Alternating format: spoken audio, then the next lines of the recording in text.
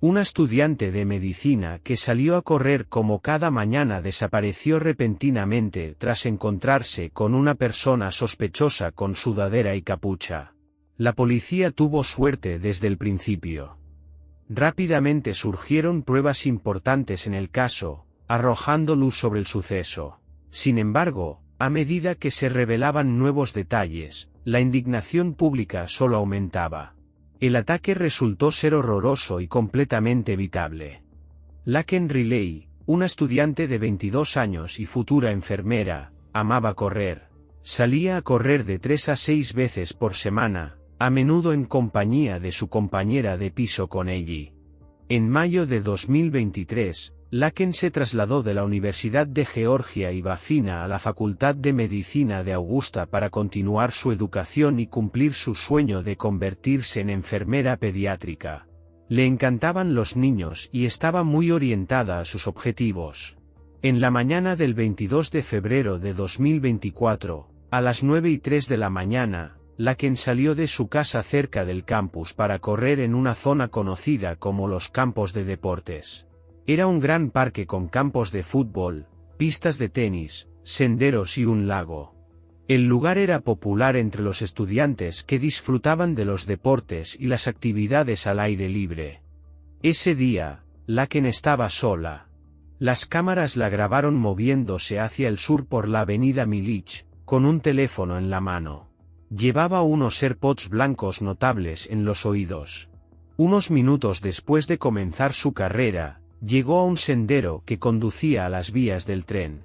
Las cámaras de vigilancia captaron el momento en que su movimiento se detuvo repentinamente. Luego, la función de alarma se activó en su teléfono y se realizó una llamada a los servicios de emergencia. El sonido estaba distorsionado, la grabación contenía voces apagadas, sonidos de lucha y 4 golpes sordos. La conexión se cortó después de 1 minuto, y las repetidas llamadas del operador quedaron sin respuesta. Para cuando Laken dejó de responder a las llamadas, su amiga y compañera habitual de carrera, Connelly, estaba en clase. A las 11:15 de la mañana, notó varias llamadas perdidas y mensajes. Su compañera de habitación Lily también estaba en casa y, usando funciones de geolocalización, descubrió que el teléfono de Laken permanecía estacionario en una zona boscosa cerca de los campos de deportes. Lily, junto con otra compañera de habitación, Sofía, y su perro Champ, se dispusieron a buscar. Siguieron la ruta de Laken, guiados por la geolocalización del teléfono. Pronto encontraron uno de sus auriculares entre las hojas caídas. Al darse cuenta de que eran pertenencias de su amiga, llamaron a la policía. Los agentes de la Universidad de Georgia comenzaron inmediatamente la búsqueda. A las 12:30 del mediodía, la atención de uno de los oficiales fue atraída hacia un área bajo un gran árbol. Allí, cubierto con hojas y ramas, yacía el cuerpo de Laken Riley, estaba muerta. En la escena del crimen se encontraron 2 piedras con visibles rastros de sangre. Aparentemente, estas fueron utilizadas para propinar los golpes mortales. El teléfono de Laken fue encontrado bajo otro árbol, a una distancia significativa del cuerpo. En la pantalla del dispositivo se descubrió una huella dactilar que no pertenecía a Laken. Los resultados de la autopsia mostraron que la causa de la muerte no solo fue una lesión cerebral traumática, sino también una posible estrangulación. Los datos del reloj inteligente de Laken Riley mostraron que después de detenerse repentinamente en el sendero, permaneció inmóvil durante unos 4 minutos. Durante este periodo, se realizó una breve llamada al 911. Luego, el dispositivo registró que se movió más de 18 metros hacia el área boscosa. Se presume que fue arrastrada a la fuerza hacia el bosque o que intentó resistirse y fue obligada a salir del sendero. El reloj continuó registrando sus latidos cardíacos hasta las 9:28 de la mañana, 17 minutos después de que dejara de correr. Cuando el sargento Maxwell descubrió el cuerpo de Laken, su ropa estaba en desorden. La parte superior de su torso estaba expuesta, lo que llevó a los investigadores a sospechar que el atacante tenía la intención de cometer una agresión sexual, aunque esto no ocurrió. En la etapa inicial de la investigación, la policía tuvo que trabajar con pruebas mínimas, lo que complicó el proceso de encontrar a un sospechoso. Examinaron los senderos cerca del lago y comenzaron a interrogar a todos en los alrededores. Se incautaron imágenes de vigilancia de edificios vecinos y se registraron contenedores de basura. Durante la búsqueda, se encontró una chaqueta oscura en uno de los contenedores de basura azules ubicados en un estacionamiento cerca de un complejo residencial, a solo unos cientos de metros de los senderos. Estaba encima de otra basura y tenía manchas de sangre visibles, así como cabello largo y castaño enredado en uno de los bolsillos. Los análisis confirmaron que la sangre pertenecía a Laken Riley. También se encontraron 29 mechones de cabello que coincidían con el cabello de la fallecida en la chaqueta. Muchos de ellos habían sido arrancados de raíz, lo que indicaba acciones violentas. Un momento clave para la investigación provino de las imágenes de una cámara de vigilancia de una puerta de apartamento cercana. La cámara registró cómo a las 9:44 de la mañana, apenas 15 minutos después de que el corazón de Laken dejara de latir, un hombre se acercó al contenedor azul. Se quitó la gorra Adidas, la miró, luego se la volvió a poner y arrojó la chaqueta ensangrentada al contenedor. Después de eso, se dirigió hacia un edificio residencial, deteniéndose en unos arbustos donde, como se descubrió más tarde, dejó varios artículos más. La policía encontró 3 guantes negros desechables en los arbustos, uno de los cuales estaba roto, creando agujeros en el área del pulgar. Los guantes también tenían rastros de la sangre de Laken. Al día siguiente, 23 de febrero de 2024, alrededor de las 8:30 de la mañana, la investigación dio otro paso adelante. La policía de la Universidad de Georgia notó a un hombre que llevaba la misma gorra negra Adidas que se veía en las imágenes de vigilancia. Esta persona resultó ser Diego Ibarra, un ciudadano venezolano que vivía en el mismo complejo residencial donde se habían encontrado anteriormente la chaqueta y los guantes. Durante un registro, se descubrió que Diego vivía con 2 hermanos, Manuel y José Ibarra, así como una mujer llamada Rosbeli Flores. Los 4 se encontraban ilegalmente en los EU y se ganaban la vida trabajando en restaurantes locales. El propio Diego también había encontrado trabajo en el servicio de alimentación de la universidad. Sin embargo, fue José Ibarra quien llamó la atención de la policía. El hombre de 26 años tenía arañazos y moretones visibles en los brazos y el cuello. Cuando se le preguntó sobre estas lesiones, afirmó no saber cómo podrían haber ocurrido y se negó a proporcionar una explicación lógica. Cuando se le preguntó por qué sus nudillos estaban rojos, José respondió que tenía las manos frías. Durante el interrogatorio, permaneció tranquilo, incluso relajado. Los testigos notaron que fumaba y se reía. A pesar de esto, la policía continuó centrándose en José, ya que su comportamiento y apariencia levantaban sospechas. Cuando la policía le pidió a José que levantara su cabello, notaron nuevos arañazos en su cabeza. Estas lesiones reforzaron las sospechas de que podría haber estado involucrado en el ataque. Los investigadores notaron la similitud entre su complexión y la figura del hombre grabado por la cámara cerca del contenedor. Además, sus explicaciones sobre sus lesiones seguían siendo ilógicas y evasivas. En paralelo, los expertos continuaron analizando las pruebas encontradas. Los guantes descubiertos en los arbustos contenían rastros no solo de la sangre de Laken, sino también del ADN de otra persona, que coincidía con las muestras tomadas de José. También se encontraron rastros que podrían haber sido dejados por él en la chaqueta. Las pruebas acumuladas comenzaron a formar un cuadro coherente. Además de las pruebas físicas, los investigadores comenzaron a interrogar a los conocidos y colegas del sospechoso. Se reveló que José había mostrado un comportamiento agresivo unas semanas antes del asesinato, a menudo entrando en conflictos y pareciendo irritable. Uno de sus hermanos mencionó que el día del asesinato, José regresó a casa agitado y se cambió de ropa. Esto solo reforzó las sospechas contra él. Los investigadores sugirieron que José podría haber atacado a Laken después de verla en el sendero y la arrastró al bosque para ocultar sus acciones. Los planes del criminal, aparentemente, incluían la agresión, pero no los completó por razones desconocidas. Esto pudo deberse a la resistencia de la víctima o a circunstancias externas que lo obligaron a huir. Poco después de su detención, José fue acusado de asesinato. La policía continuó recopilando pruebas, incluidos los resultados de exámenes periciales y testimonios, para confirmar su participación. A pesar de sus negaciones e intentos de eludir la responsabilidad, las pruebas recopiladas indicaban cada vez más que él era el autor del brutal ataque. Cuando la policía le pidió a José que examinara su rostro, inesperadamente hizo una declaración, admitiendo que normalmente usa una gorra. Señaló a su hermano Diego, explicando que él también usaba una gorra Adidas similar, que el propio José había usado ese día.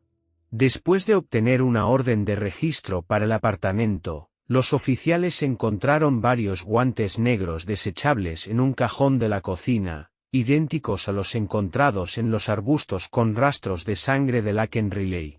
Durante el interrogatorio, Diego Ibarra y Rosbeli Flores identificaron a José como la persona grabada en vídeo cerca del contenedor de basura. También confirmaron que el día del asesinato, él llevaba la gorra Adidas de su hermano. Esto fue confirmado además por fotos que José tomó con su teléfono el día del asesinato. En las imágenes, llevaba una gorra Adidas y una chaqueta oscura, que luego dio positivo por la sangre de Laken Riley. Las grabaciones de cámaras en apartamentos vecinos también captaron los movimientos de José la noche anterior al asesinato y en la mañana del crimen. El vídeo muestra que llevaba la misma ropa. En la mañana después de cometer el crimen, las cámaras lo grabaron llevando una bolsa de plástico a otro contenedor de basura a las 10:30 de la mañana. Regresó sin la bolsa 3 minutos después. La policía estableció que este contenedor había sido vaciado 45 minutos antes de su llegada. Sin embargo, uno de los elementos clave visibles en las grabaciones, una camisa a rayas que José llevaba debajo de su chaqueta, así como una pequeña mochila o bolsa de hombro, nunca fueron encontrados. Los investigadores asumieron que José desechó estos artículos precisamente cuando fue notado cerca del contenedor. Las pruebas contra José Ibarra se volvieron cada vez más convincentes. Los expertos forenses de la Universidad de Georgia determinaron que la huella dactilar encontrada en el teléfono de Laken Riley pertenecía a José. El ADN extraído de debajo de las uñas de Laken también coincidía con la muestra de José. El material genético encontrado bajo las uñas de Laken coincidía con la muestra de ADN de José, lo que explicaba los numerosos arañazos en su cuerpo. Con base en los resultados de la investigación, se estableció que José cometió un ataque brutal contra Laken. Fue acusado de asesinato. Las fuerzas del orden confirmaron que no había conocimiento previo entre Laken y José. Las agencias de aplicación de la ley clasificaron este crimen como un ataque aleatorio, motivado por la oportunidad situacional que se le presentó a José en ese momento. La indignación pública comenzó a crecer cuando la policía reveló los motivos y reunió pruebas adicionales. La situación se intensificó después de que se hiciera pública la información biográfica sobre José. Se descubrió que José y su esposa Leilín Franca cruzaron la frontera entre EU y México en El Paso en septiembre de 2022. Después de ser detenido, fue liberado bajo supervisión. En ese momento, a los ciudadanos venezolanos se les otorgó un estatus de protección temporal debido a la inestabilidad política en su país. Esto les permitió permanecer en los Estados Unidos hasta que su solicitud de asilo fuera revisada oficialmente. Sin embargo, dicha verificación de estatus podría llevar varios años. Durante la estancia de José en los EU, su nombre apareció repetidamente en relación con varios delitos. En septiembre de 2023, mientras estaba en el estado de Nueva York, fue acusado de poner en peligro la vida de un niño y violar las normas de tráfico. Mientras entregaba comida, José conducía un scooter con su hijo de 5 años sin casco protector. A pesar de los cargos, las autoridades de Nueva York lo liberaron antes de que se emitiera una orden de arresto. Durante este periodo, José mantuvo contacto con su hermano Diego, que ya se había establecido en Phoenix, Georgia, y había alquilado un apartamento. Fue en esta vivienda donde más tarde se encontraron pruebas significativas relacionadas con el asesinato de Laken Riley. En octubre de 2023, José Ibarra y Rosbely Flores, después de conocerse en Queens, solicitaron asistencia humanitaria para mudarse a Georgia, donde Diego informó a José sobre oportunidades de trabajo en Phoenix. Después de llegar a su nueva ubicación, los hermanos Diego y José fueron arrestados por robo en Walmart. Esta fue la segunda oportunidad para detener a José después de su liberación en la frontera. Sin embargo, en ese momento, no existía un procedimiento para verificar y determinar el estatus migratorio de los detenidos antes del arresto formal. En su lugar, a los hermanos se les impusieron multas y fueron liberados nuevamente. La campaña electoral presidencial, las circunstancias del caso y los antecedentes del acusado en el asesinato de Laken Riley convirtieron este caso en un tema candente para los medios de comunicación y las discusiones políticas. El congresista republicano conservador de Georgia, Mike Collins, propuso un proyecto de ley llamado Ley Laken Riley, que ordenaba la detención de cualquier inmigrante culpable de robo o hurto. Los críticos de esta iniciativa argumentaron que el proyecto de ley colocaba la responsabilidad de las acciones de un individuo en toda una categoría de personas, mientras que los partidarios enfatizaron que si tal ley hubiera existido, el asesino de Laken Riley no habría permanecido en libertad, y la tragedia podría haberse evitado. En marzo de 2024, el proyecto de ley fue aprobado por la Cámara de Representantes, y el caso mismo se convirtió en el centro de los debates sobre inmigración, atrayendo la atención de ambos campos políticos antes de las elecciones presidenciales. Esta popularidad mediática resultó traumática para la familia de Laken. Sus seres queridos expresaron indignación por el uso del nombre de la joven con fines políticos.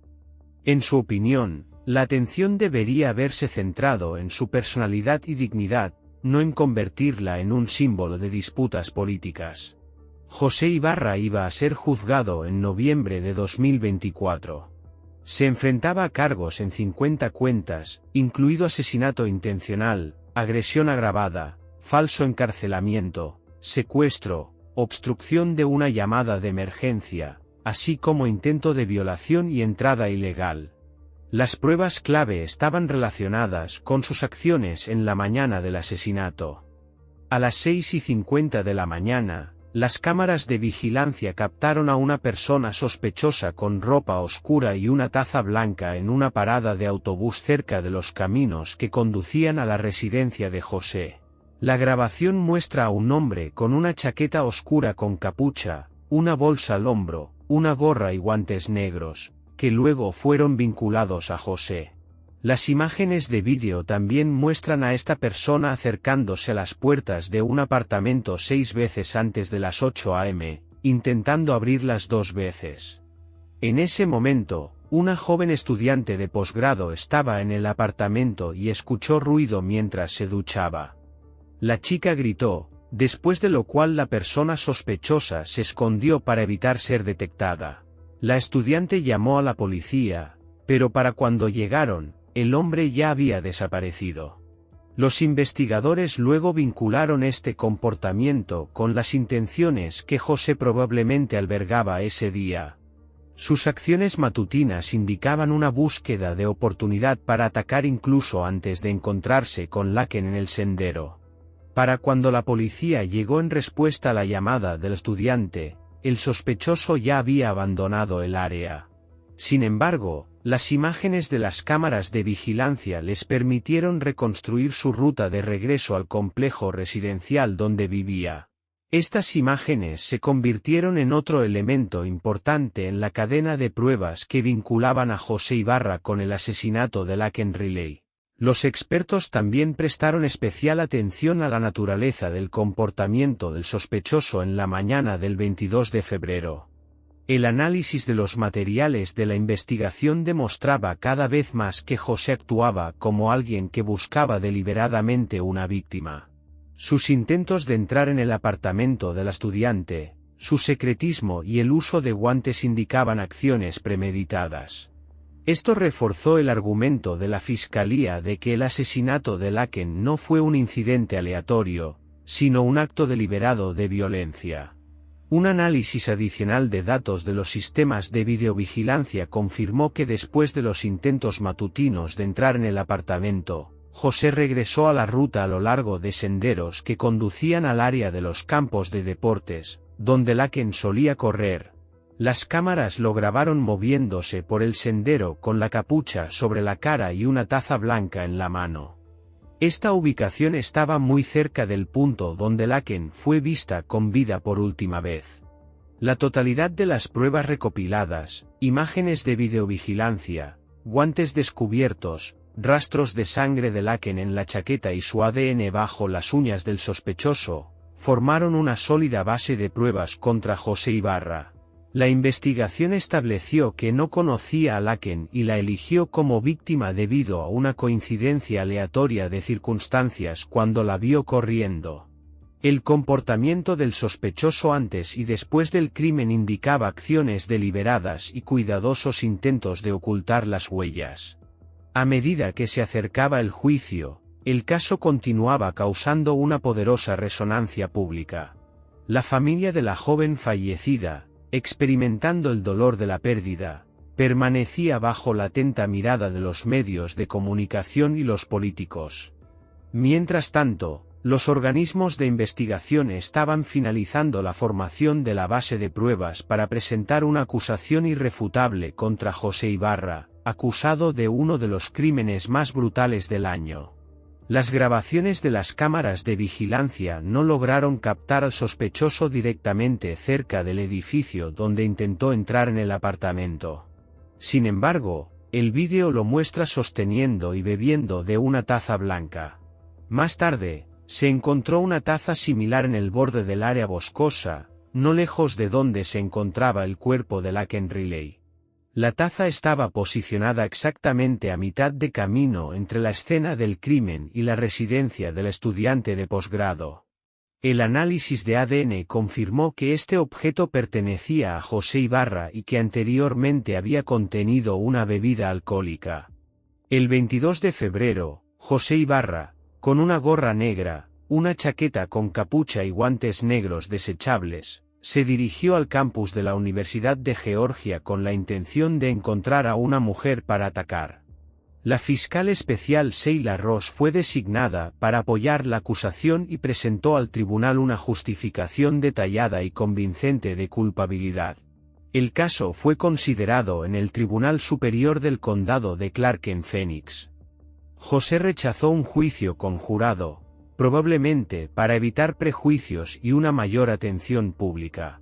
A través de esta decisión, trató de rechazar parte de las pruebas, alegando que la persona en las grabaciones de vídeo cerca del contenedor de basura podría haber sido su hermano Diego. Sin embargo, el agente del FBI James Berney proporcionó al tribunal datos de geolocalización del teléfono de José, que, combinados con información del teléfono y reloj de Laken, les permitieron reconstruir con precisión la imagen de sus movimientos. Los datos de GPS confirmaron la presencia de Laken en el área boscosa donde su cuerpo fue encontrado más tarde. El teléfono de José también fue registrado en esta área durante el asesinato, aunque este dispositivo había sido utilizado anteriormente por otros, incluido su hermano. El día del crimen, No se encontró ninguna evidencia de que el teléfono estuviera con alguien más. Materiales adicionales de investigación excluyeron la participación de Diego Ibarra, quien estaba trabajando en la cafetería de la universidad el día del asesinato. Además, las pruebas físicas no lo vincularon a la escena del crimen. El ADN bajo las uñas de Laken y la huella dactilar en su teléfono pertenecían exclusivamente a José. Durante los 3 días de audiencias judiciales, José permaneció casi inexpresivo. A través de un intérprete, fue informado de los detalles de los cargos, pero no mostró ninguna reacción. Su impasibilidad persistió incluso durante la reproducción de la llamada de emergencia de Laken al 911 realizada en el momento del ataque en la sala del tribunal. La única persona que sabía exactamente lo que sucedió en ese momento seguía siendo el propio José. Tampoco mostró reacción emocional cuando el tribunal mostró el vídeo de la cámara corporal del sargento Maxwell, que captó el horrible momento del descubrimiento del cuerpo. Muchos de los amigos y familiares de Laken se vieron obligados a abandonar la sala durante la proyección de este material de vídeo. La base de pruebas en este caso resultó irrefutable. Pruebas físicas, grabaciones de vídeo, testimonios, incluida la identificación de José por parte de su hermano y compañera de habitación Rosbelly, todo apuntaba a su culpabilidad. Incluso sus propias acciones, particularmente la publicación de selfies en la mañana antes del crimen, donde llevaba la misma ropa posteriormente vinculada a la escena del asesinato, testificaban en su contra.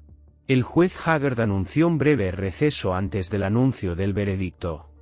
Al regresar, leyó el veredicto. José Ibarra fue declarado culpable de todos los cargos, incluido asesinato intencional, asesinato con circunstancias agravantes, secuestro, agresión con fuerza, intento de violación y obstrucción de una llamada de emergencia.